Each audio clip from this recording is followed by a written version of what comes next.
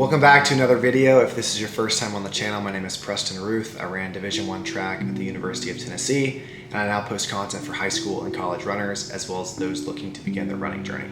So today's video is on running principles that I live by. Running can be a challenge, but it shouldn't be something that you overthink or overcomplicate. Here are some rules to keep it simple and to give you a roadmap to follow to help you get the most out of your running. Having this framework is essential for long-term success and being able to sustain the tough times that running is bound to bring. So the first principle is train with a goal. A goal is going to be your roadmap and give you clarity on your progression as a runner. I like to follow the SMART format for goals, which is an acronym that stands for specific, measurable, achievable, realistic, and time-bound.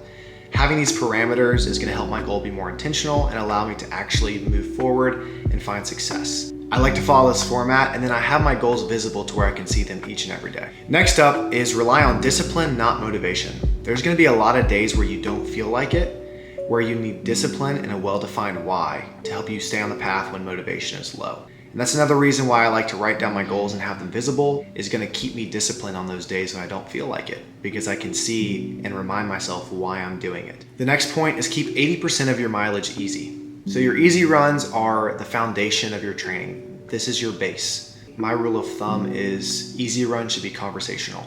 So make sure that you can hold a conversation, just go off a feel. And a pro tip with the easy mileage is doing as much of it as you can on soft surface. With the amount of pounding that your joints and body takes when you're doing high mileage or just running in general, doing as much of your easy runs on soft surface as possible is a great way to help kind of take that pressure off your joints and your body. For me, I love to go find a trail nearby, go run on a turf field, some grass, just anything that's soft, and we'll kind of switch it up. I'll even sometimes go for a barefoot turf run. It's a great way to kind of improve your form, kind of get your body back aligned. Doing those little things are going to kind of help save your body over time, especially during a long season. Next point is your workouts should be challenging, but they should rarely be all out. This kind of goes back to the point on going off a feel, but your workout should be challenging and make you uncomfortable to get that race effort in, but you should not be redlining on them. This is a common misconception I see in a lot of runners who unfortunately will end up getting injured or burned out after weeks on weeks of crazy hard workouts with little recovery. You definitely want the heavy hitters in there to test your fitness and get ready for racing, but again, they should rarely be all out or anything crazy to where you're pushing yourself that hard. Next principle is don't increase your mileage by more than 10% from week to week. The key to gaining fitness over time is doing it gradually.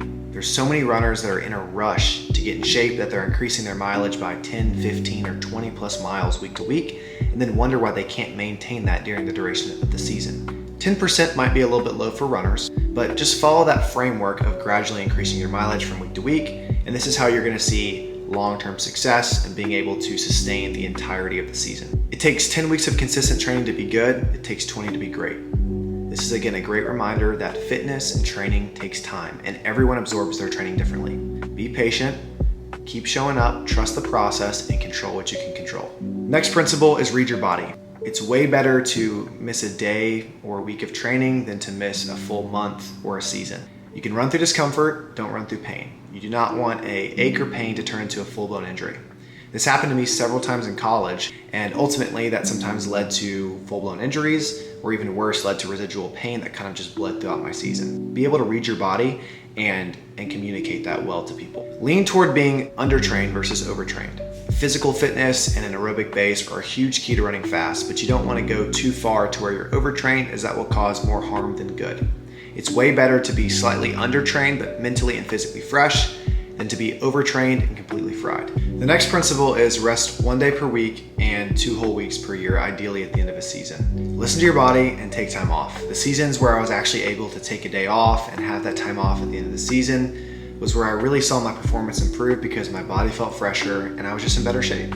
That mental and physical reset allowed me to hit training harder. And then another alternate to a day off is an active recovery day. So maybe you do a mobility routine, some sort of cross training, so hopping on the bike, going for a swim, hopping on the elliptical, doing something to where you're elevating your heart rate, but you're not putting that pounding and pressure on your joints and your body. It's a great way to kind of push your aerobic fitness while also kind of giving your body some time off. Train hard and recover harder. Next is get good at the little things. Sleep, nutrition, recovery, stretching, strength training, mental fortitude. I talk about these things all the time because while they maybe don't necessarily make a big splash or in the moment don't seem like they're making that big of a difference, the absence of them is very apparent over time. Get good at the little things. Be all in, but not all consumed.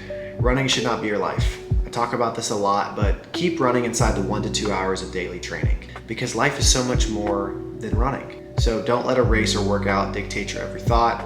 Diversify your life. Every runner is different. What works for one person might not work for someone else. Running is not a one size fits all. Just because I'm making this video and telling you these tips that have worked for me does not mean that they work for you. Get really good at self-inventory and figuring out through trial and error what's gonna work for you. And finally, keep it fun. Find cool routes to go run, join a run club, share your journey with others. Moving to a new city, I've made it a point to intentionally go and find community to run and work out with. It's the best way to do it, and it can also be a great source of accountability and enjoyment. So that is a few of the running principles that I follow. I'm currently at a crossroads where I'm reconsidering what I want running to look like for me at this season and stage of life. And so I'm really leaning on these running principles so that I can still find enjoyment and success in running regardless the season. Be sure to like, comment, and subscribe if you have not. Thank you guys so much for watching. I'll see you next time.